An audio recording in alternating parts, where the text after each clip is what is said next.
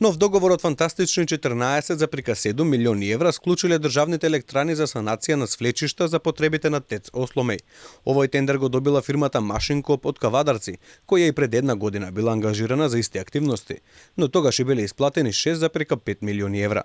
Според договорот кој бил склучен на 26 февруари, а е објавен денеска, Машинкоп им обврска во рок од 24 месеци да ископа 2,5 милиони кубни метри, за што ќе биде платен по 5,88 евра за кубик.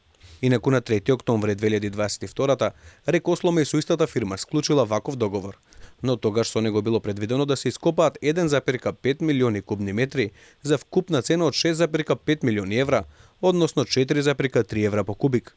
Нема никакво објаснување зошто сега на истата фирма за иста работа и се плаќа речиси 50% поскапо. Подружница РЕК Осломеј се обврзува да му обезбеди на носителот на набавката услови за непречено извршување на работата, предмет на овој договор.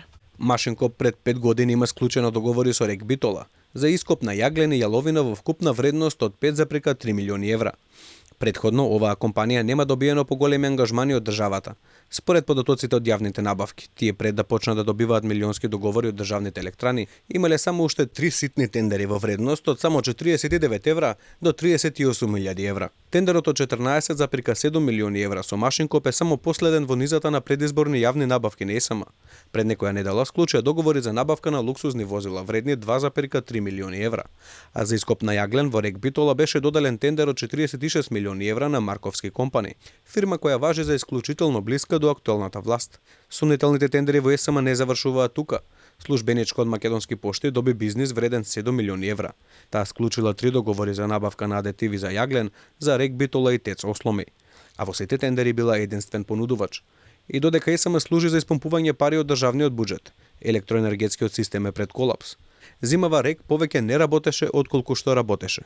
Еден од трите блокови постојано или беше расипан или во ремонт, а Македонија беше приморана да увезува скапа струја.